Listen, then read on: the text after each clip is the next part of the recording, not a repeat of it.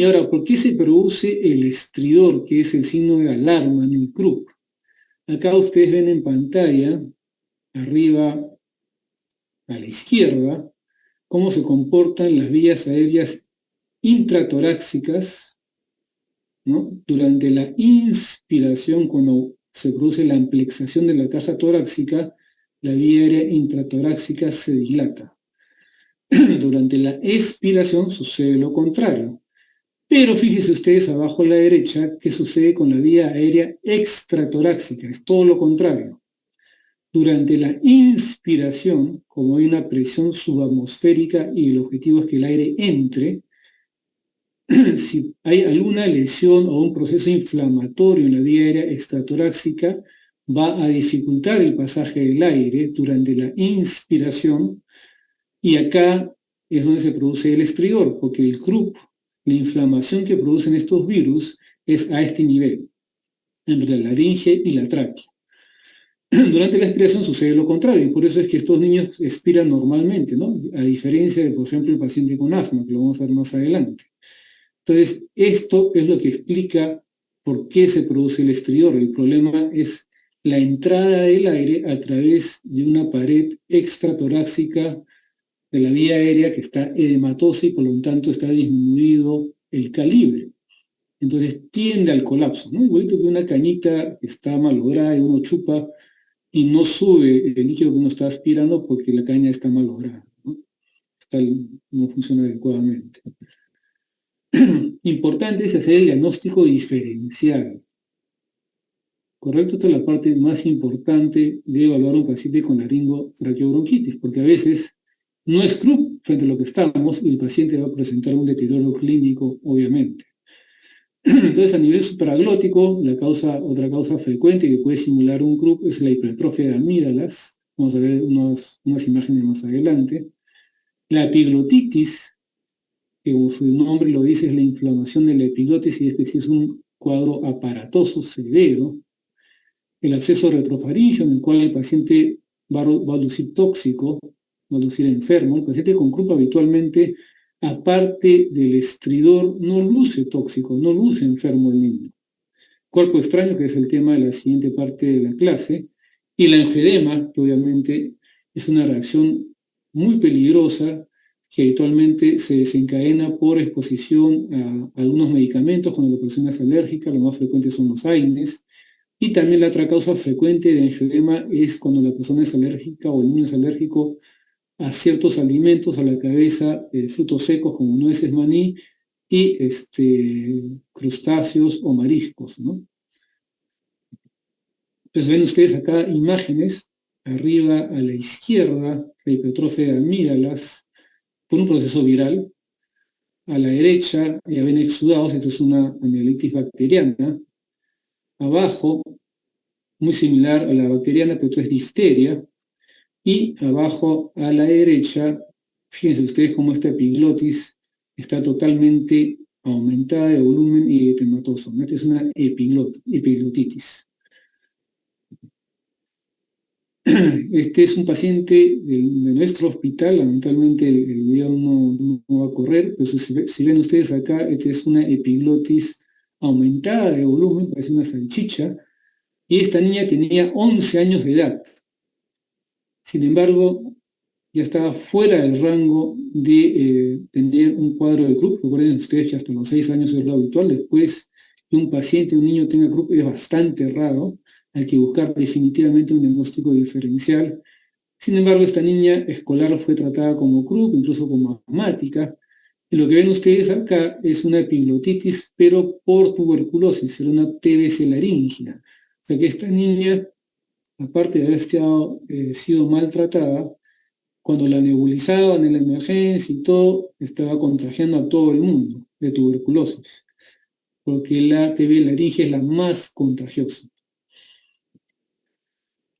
A nivel laringio subglótico tenemos el CRUP espasmódico, que ya lo hemos conversado, la laringomalacia, que es la inmadurez de esta parte de la vía aérea, la traqueitis bacteriana, en la cual también el paciente va a lucir tóxico, y cuando se explora la vía aérea por vía endoscópica se ve que tiene gran cantidad de secreciones purulentas a este nivel, cuerpo extraño, que lo vamos a conversar en un momento, difteria, que es un cuadro aparatoso que felizmente ya no se ve desde que todos los pacientes están inmunizados, pero la difteria se caracteriza por hacer o formar membranas dentro de la tráquea, o sea, pseudomembranas, y entonces los niños fallecían, ¿no? Fallecían porque por más que intubabas al niño, si tenías una membrana, una pseudomembrana en una parte baja de la tráquea, no había cómo ventilar al paciente, ¿no? Bastante aparatoso, pero como les digo, esto ya no se ve, ya que la inmunización contra difteria está bastante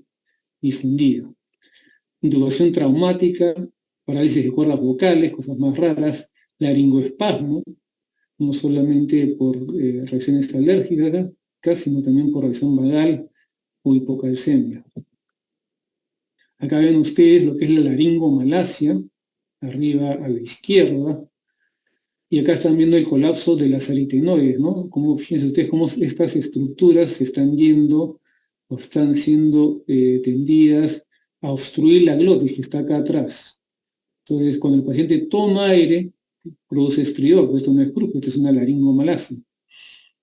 Acá también es otro video, lamentablemente no va a correr, pero se ve cómo la epiglotis se mete prácticamente dentro de la glotis, ¿no? Entonces, cuando estos niños inspiran, se escucha un estridor, porque no es por una causa posinfecciosa ni atópica, sino porque es una alteración estructural. Esto lo vemos habitualmente en niños pequeños, ¿no? En lactantes, y lo habitual es que conforme vayan creciendo, estas zonas van madurando y dejan de tener este problema. Cosas más raras, por ejemplo, acá abajo a la izquierda, fíjense ustedes, esta es una fusión de cuerdas vocales.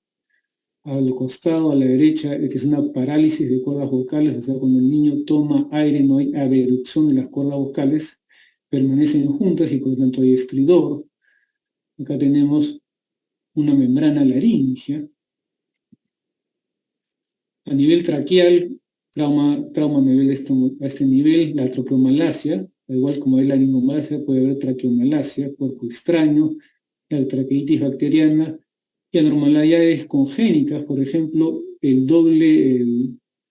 la estenosis traqueal congénita. Si ustedes se acuerdan un poco de la anatomía, cuando vemos la tráquea, la pared anterior tiene los cartílagos, pero la pared posterior es membranosa. Estos niños nacen con el cartílago, con el anillo el cartílago que da toda la vuelta. Entonces es una estenosis traqueal congénita. Lo que vemos acá a la derecha, más frecuentemente son en aquellos niños que están, o en aquellas personas en general que están intubadas mucho tiempo o han sido intubadas de forma traumática. El tubo endotraqueal produce esta estenosis subglótica, es una reacción al cuerpo extraño, ¿no? Por eso es que los pacientes que están en ventilación mecánica prolongada, que no se les va a extubar, es preferible hacer una traqueostomía para no tener esta complicación que es bastante difícil de manejar, ¿no? Cosas más raras, el doble anillo aórtico, ¿no? Doble anillo aórtico, el anillo posterior va a comprimir la pared posterior del esófago. Acá ven ustedes un examen contrastado de vía digestiva, este es el esófago que está dibujando, y acá ven ustedes una hendidura, este es por el anillo posterior. El anillo anterior va a comprimir la pared anterior de la tráquea. Y acá ven ustedes una imagen endoscópica de nuestros pacientes. Esta es la tráquea, acá está el bronquio derecho, acá el izquierdo, y fíjense ustedes cómo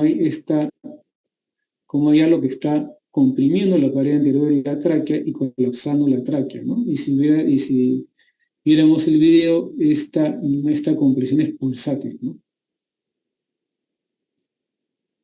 Entonces, cuando evaluamos a un niño con laringotraqueobronquitis, lo primero que hay que determinar es el grado de obstrucción, el estado general, que nos va a permitir diferenciar o hacer otros diagnósticos diferenciales, la frecuencia respiratoria, el estridor, las características y si tiene signos de dificultad respiratoria. Y existe un puntaje, ¿no? Un puntaje clínico objetivo que nos permite evaluar si estamos frente a un CRUP leve, moderado y severo en base a la presencia de estridor, retracciones, cómo pasa el nudo vesicular, si hay cianosis y el nivel de conciencia. De tal manera que si no hay exterior, o sea, el paciente solamente viene con esta tos en foca o tipo ladrido de perro con disfonía, se le da un puntaje en 0. Si ya hay exterior solamente cuando el paciente está agitado, se le da un puntaje de 1. Y hay pacientes que vienen muy mal, en los cuales el estridor es incluso en reposo, se le da un puntaje mayor. Lo mismo sucede con las retracciones en un muelle vesicular. Obviamente, si el muelle vesicular pasa disminuido o muy disminuido, el puntaje de severidad es mayor. Aquel paciente que tiene cianosis solamente cuando está agitado tiene cierto puntaje, cuando está incluso con cianosis en reposo, es un signo de alarma, obviamente, y nivel de conciencia. Para este puntaje es importante hacerlo cuando ustedes reciben al paciente, porque esta es una manera objetiva de entregar y reportar cómo está el paciente. O sea, ustedes pueden decir el paciente ha mejorado, pero el equipo de guardia que entra no tiene cómo verificar esa observación que es subjetiva de ustedes, ¿no? Si se hace un puntaje, igual que las crisis asmáticas, uno puede ver objetivamente realmente si el paciente está mejorando. Por eso es importante aplicar en los casos de la laringotraqueobronquitis que llegan a emergencia el puntaje de Wesley. ¿Cuándo hospitalizar a un niño con laringotraqueobronquitis? Antecedentes importantes. Cuando tiene antecedentes de haber tenido ya cuadros similares con obstrucción severa previa, así el cuadro actual sea leve, ese paciente debe quedarse en observación. Obviamente, si es que hay algún antecedente de una patología de fondo, como una normalidad estructural como la que acabamos de mencionar, o antecedente de Krupp severo. Si es menor de 6 meses, por la edad debe quedarse en observación. Obviamente, si tiene un puntaje de Wesley elevado con estridor en reposo. Pero también hay otros factores importantes, por ejemplo, ansiedad familiar, ¿no? Si lo vamos a mandar a casa y vemos que el padre no es, o el cuidador no es capaz de manejar la situación, ese paciente debe quedarse hospitalizado.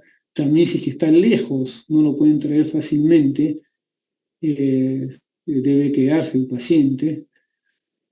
Habitualmente, si el paciente viene en la noche, en la madrugada, lo recomendable es por lo menos dejar al paciente en observación hasta que amanezca. Si es que ha sido de alta y vuelve a reingresar antes del día, ese paciente se queda de todas maneras, si no hay una adecuada respuesta al tratamiento, o obviamente si hay duda diagnóstica, no estamos seguros que estamos frente a un grupo, ese paciente tiene que quedarse hospitalizado. En cuanto al tratamiento, lo más importante es evitar que el niño se molesta, se ponga irritable. ¿Por qué? Porque el estridor, si es que es un niño que ya está con estridor, va a aumentar y por lo tanto va a aumentar la dificultad respiratoria. Más de una vez se ha visto en emergencia que el niño viene con un puntaje de Wesley leve y por la intervención del personal de salud llega a un puntaje moderado o incluso severo. Entonces, en la medida de lo posible, hay que tratar de evitar que el niño se altere. Eso es lo más importante en cuanto cuando ustedes están frente a un paciente, a un niño que llega a emergencia con una laringotraqueobronquitis o Krupp. Y vamos a hablar de los tratamientos que están en pantalla, basado en evidencias, ¿no? Esto para que recuerden ustedes que siempre hay que tratar de hablar de tratamiento relacionado a nivel de evidencia, ¿no? El nivel más alto es aquella recomendación en base a revisiones sistemáticas o metaanálisis, ¿no? Estudios randomizados controlados, ¿no? Y el menor peso tiene el consenso de opinión de expertos, ¿no? Pero las vaporizaciones, seguro que más de uno ha escuchado vaporizar al niño, ¿no? Cuando tiene tos o tiene dificultad respiratoria o tiene Krupp. Las famosas vaporizaciones, en realidad no hay diferencia, no hay ninguna ventaja en usar vaporizaciones en estos casos, con agua tibia o caliente, no más bien ha habido riesgo de quemaduras.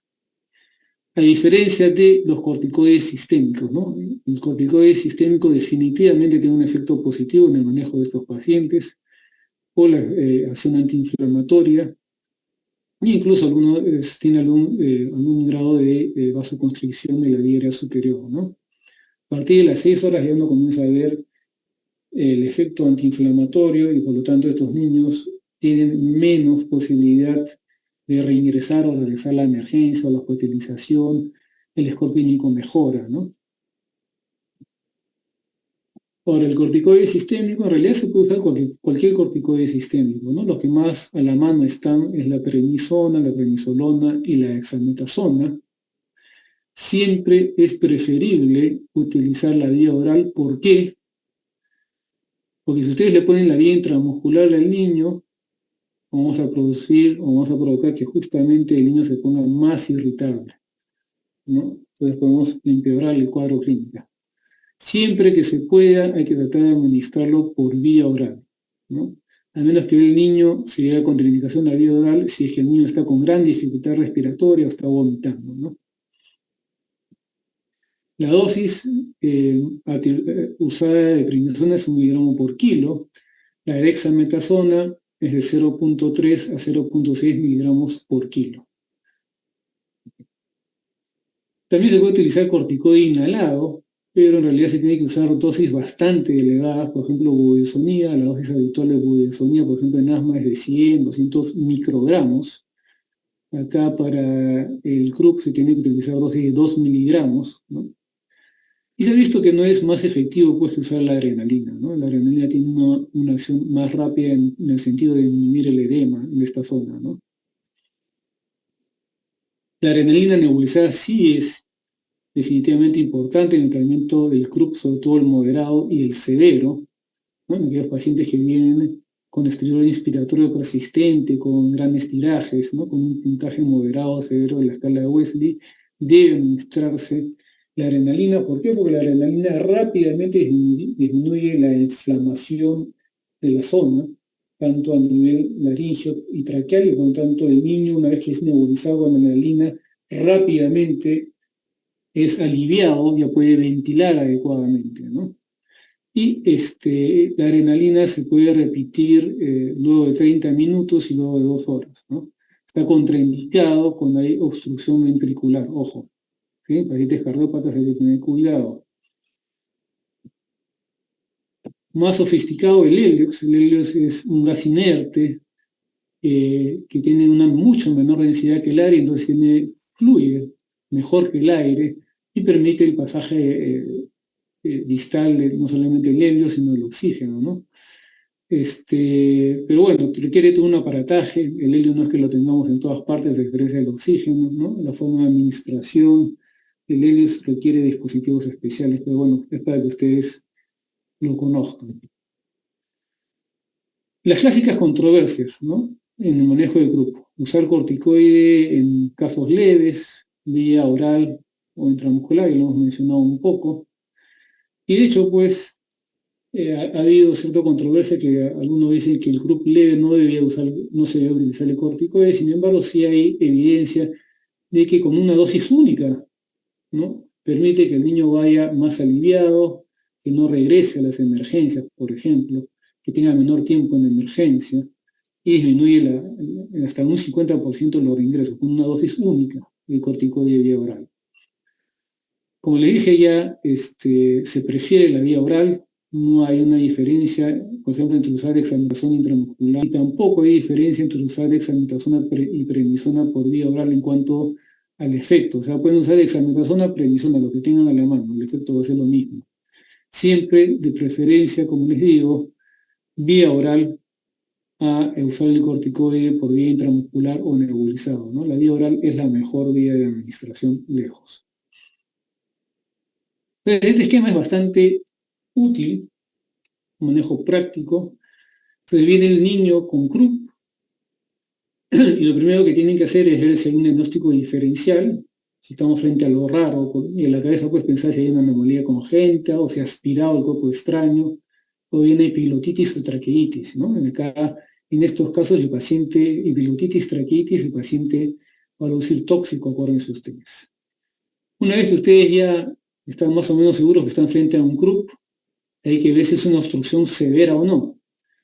Obstrucción severa, ustedes tienen que reconocerlo rápidamente. Paciente con cianosis y o alteración de la conciencia. Si es así, inmediatamente tienen que poner oxígeno, tienen que comenzar a nebulizar con adrenalina y inmediatamente están comunicándose con los cuidados intensivos pediátricos o con alguna persona, ya sea anestesiólogo, si no hay intensivista en su centro de salud, alguien que tenga la mayor experiencia en intubaciones rápidas. ¿Correcto? Paciente con CRUB severo, uno tiene que ponerse en el peor panorama de que el niño a lo mejor va a tener que ser intubado. Que tiene que ser intubado con una persona con bastante destreza, bastante habilidad, porque es un procedimiento difícil en estos pacientes, ¿ya? Entonces, ¿ustedes qué hacen? Viene el paciente con cianosis y alteración de la conciencia, inmediatamente ponen oxígeno al 100%, comienzan a inmunizar con adrenalina y comienzan a ver quién los va a apoyar con la probable intubación.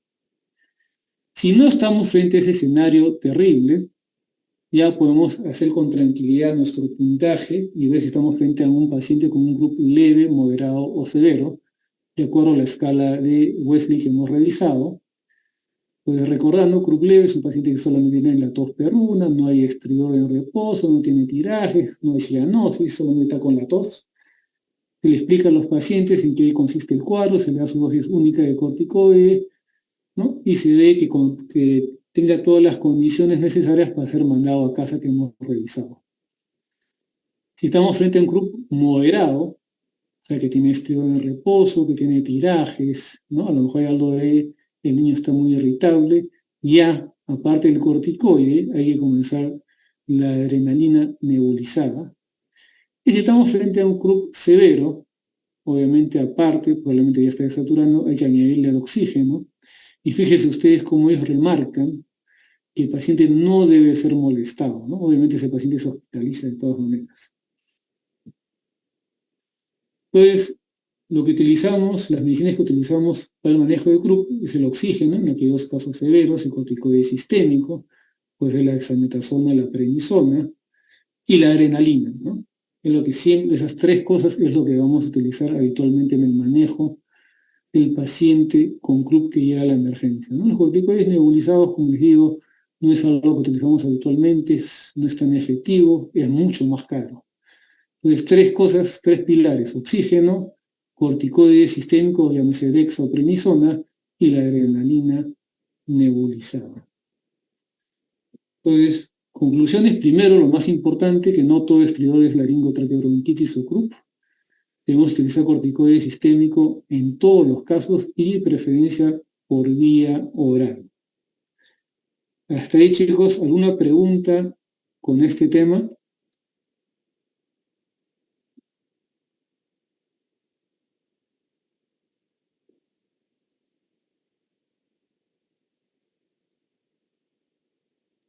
No, doctor, todo claro. Muy bien, excelente. Pensé que no me había hablado solo y no me habían escuchado.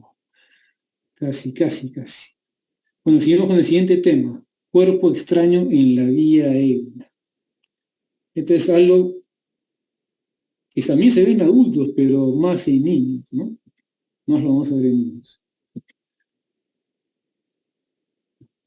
Entonces, perdón, la aspiración de cuerpo extraño es una falla del sistema de defensa de la vía aérea, ¿no? Habitualmente cuando nosotros, si algo pasa en la vía aérea, el reflejo que nos va a ayudar a defendernos es la tos, ¿no? La tos produce la expulsión del cuerpo extraño. Pero a veces esto falla, ¿sí? Y la aspiración del cuerpo extraño puede ser causa de muerte. Lamentablemente se ve con frecuencia en niños. Y cuando no es causa de muerte, puede traer secuelas a largo plazo. Pero más que todo lo vamos a ver en menores de 5 años, sobre todo en menores de 2 años y sobre todo en varones, ¿no? Habitualmente, ¿por qué a esta edad? Porque hay mucha curiosidad, los niños no están tranquilos, no están sentados cuando están comiendo, están corriendo, jugando, saltando. Muchos todavía no han desarrollado una adecuada coordinación de la masticación y la deglución. Algunos no tienen incluso la dentición completa, tienen un reflejo de deglución inmaduro. Entonces, todas estas características hacen que, sobre todo en menores de 2 años, la aspiración sea frecuente. Para los que más se aspiran los niños en general, el 60-80% de los casos son vegetales, ¿no? Y en general, frutos secos es lo que más se produce aspiración o accidentes. Estamos hablando de nueces, maní, la famosa canchita, ¿no? Y esta aspiración de vegetales es un problema porque una vez que ingresa a la vía aérea, produce una gran inflamación y encima se hinchan, ¿no? Todo esto es un problema porque al tratar de retirarlo es bastante difícil, ¿no? Y entre los objetos no orgánicos, lo más frecuente son los globos, ¿no? Y es bastante triste, ¿no? Lo que pasa con los globos. Porque habitualmente lo que vemos es que los niños agarran los globos y la tendencia es a morderlos, no sé si han visto. Sobre todo a los niños pequeños les gusta morderlos. Entonces, al morderlos se revientan, el niño se asusta, y cuando se asusta lo primero que hace es aspirar, ¿correcto?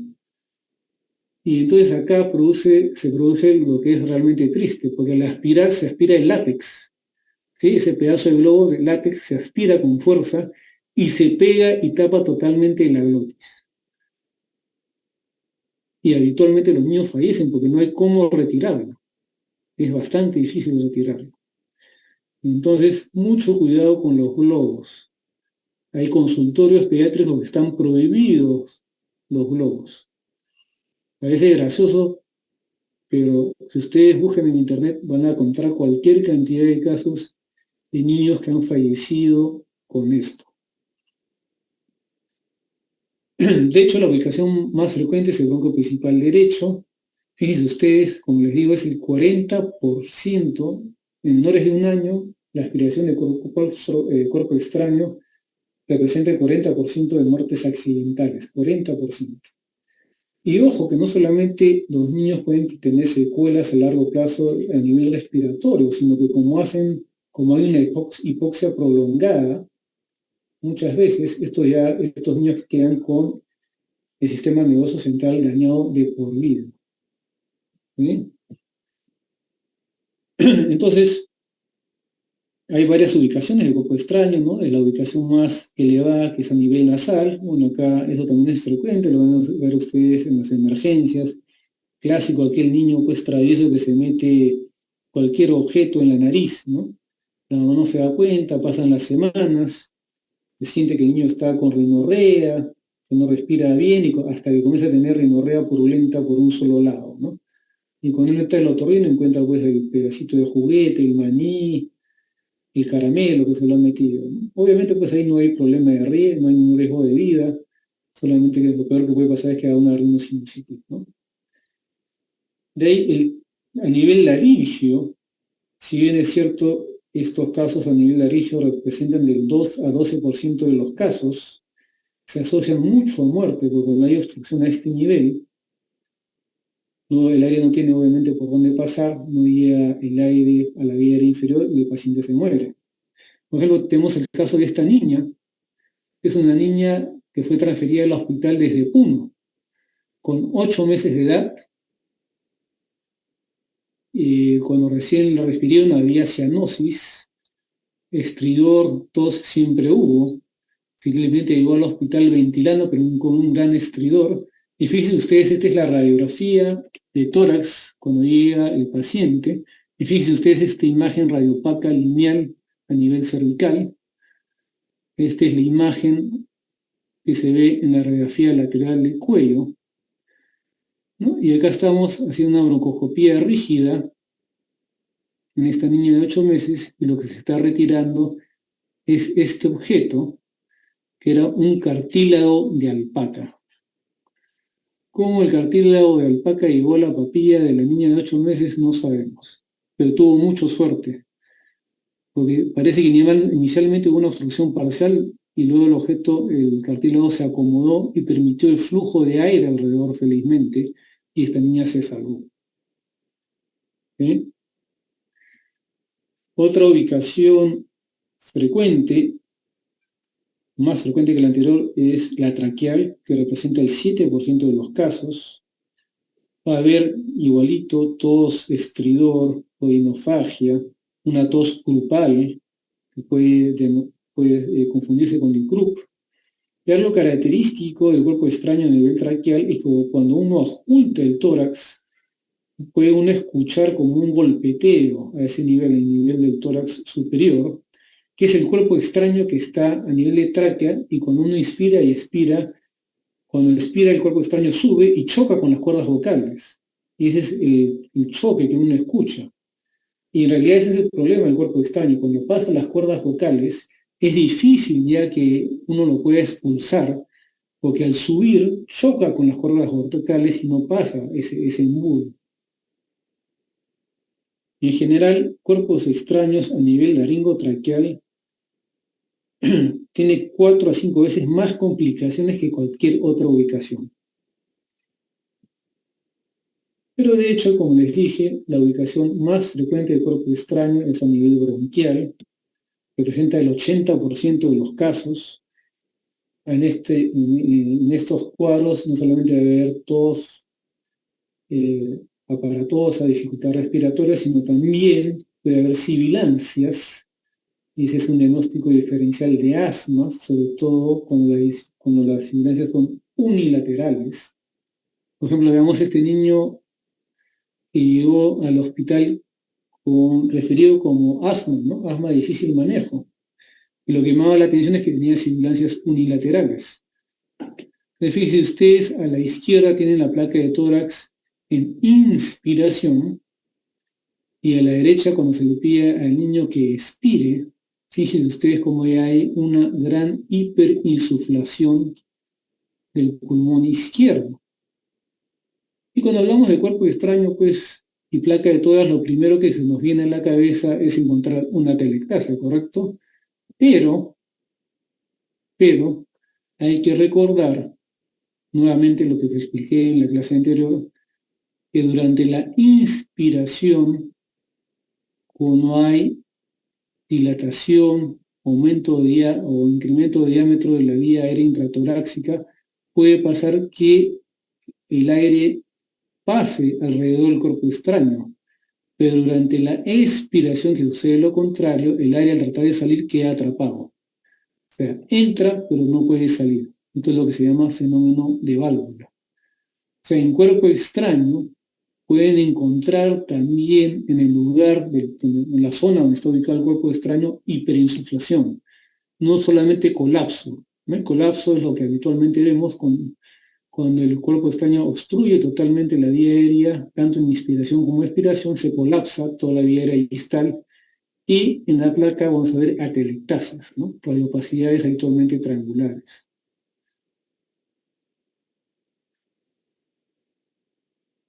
Por ejemplo, veamos el caso de este niño, que es un niño de 3 años de edad, que llegó al hospital luego de que la madre había presenciado, o sea, un niño previamente sano, estaba comiendo, el niño se atora frente a la mamá, pues se puede cianótico, comienza a toser, la mamá sale corriendo, llega a un hospital, ya más tranquilo, lo ven en emergencia, lo examinan, le toman esta radiografía de tórax, no le encuentran gran cosa, le dan de alta, pasa 2 semanas, el niño estaba tranquilo, pero la mamá se quedó con esa preocupación de lo que había evidenciado, llega al hospital donde estábamos, con esa historia que les acabo de mencionar, tomamos esta placa de tórax, ¿no? Había gran cosa, no nos llamaba mucho la atención, pero por este dato se opta por hacer una broncoscopía diagnóstica, y fíjense ustedes cómo en el bronquio derecho estaba el cuerpo extraño todavía.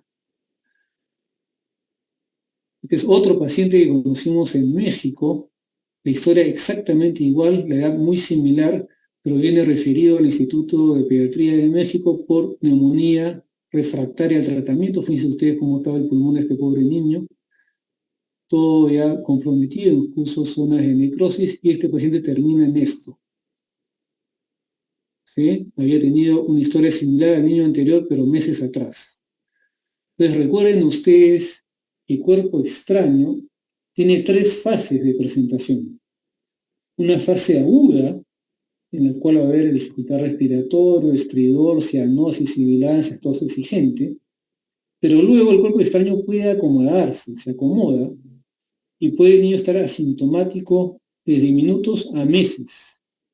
Y luego va a venir una tercera fase secuelar, en la cual vamos a tener pacientes con neumonías de difícil manejo, neumonías recurrentes, asepsos pulmonares, niños con hemoptisis, que lamentablemente van a terminar en cirugía.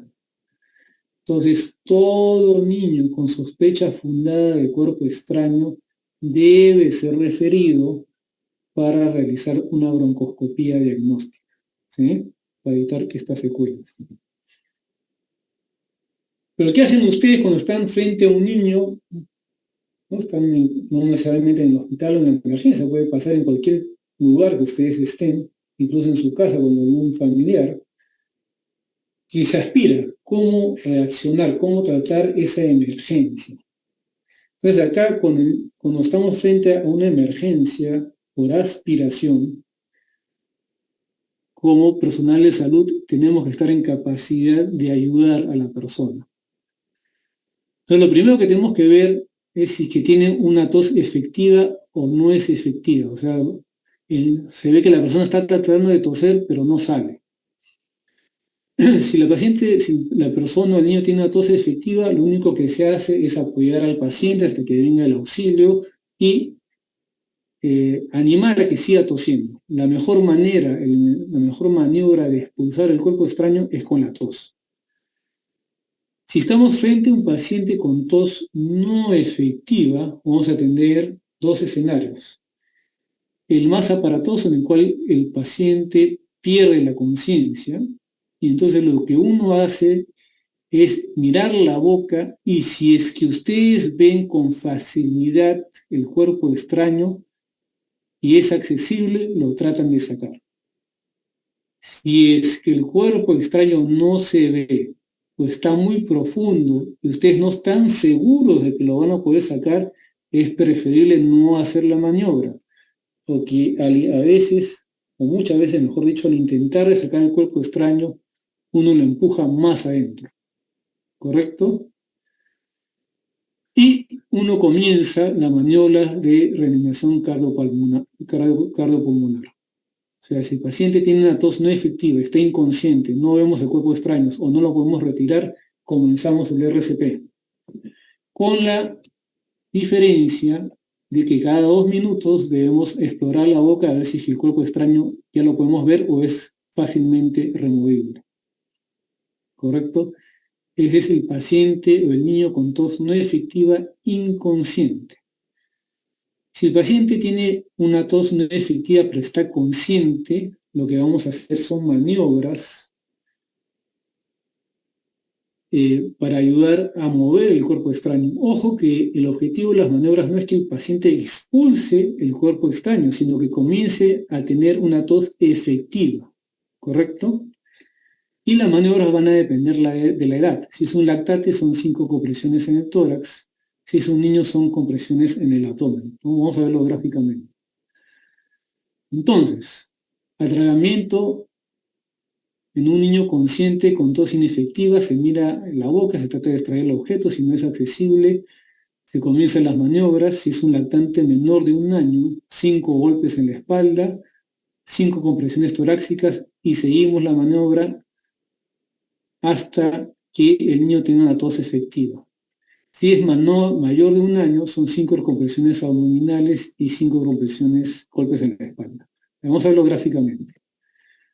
Si es un niño menor de 1 año, fíjense ustedes, se sientan, colocan al niño boca abajo sobre el muslo, fijando la mandíbula con una mano y con la otra van a hacer las maniobras de compresión en la pared, en la espalda a nivel interescapular.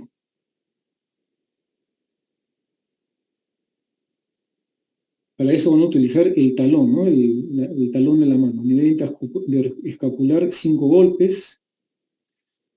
Voltean al paciente y a nivel intermamario le hacen 5 compresiones con el dedo índice y medio.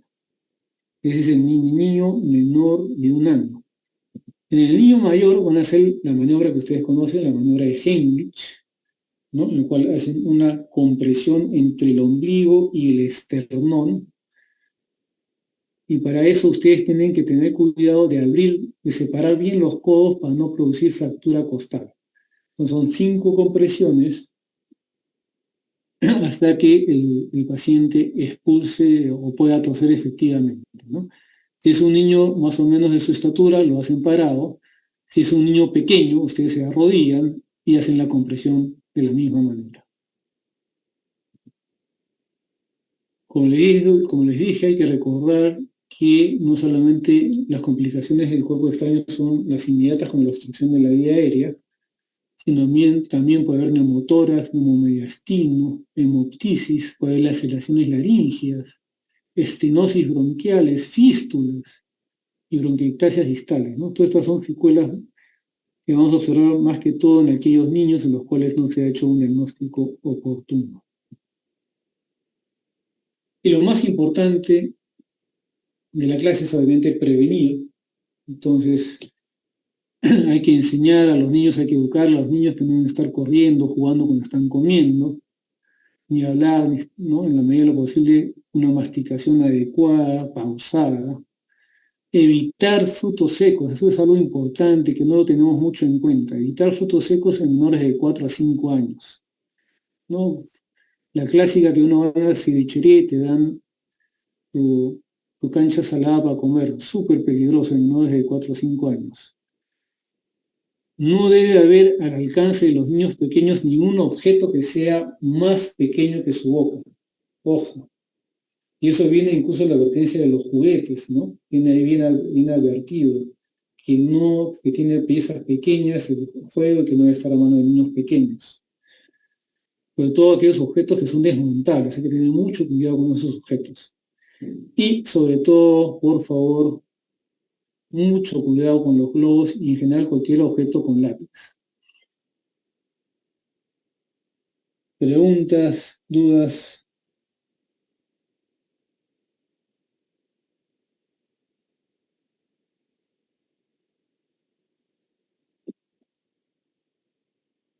¿Una duda de la clase?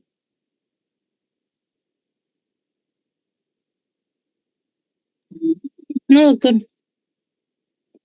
Muy bien. Entonces, nos vamos a la siguiente clase. ¿Lo ven en pantalla? No, doctor. ¿No? A ver, por aquí. No. Ahí.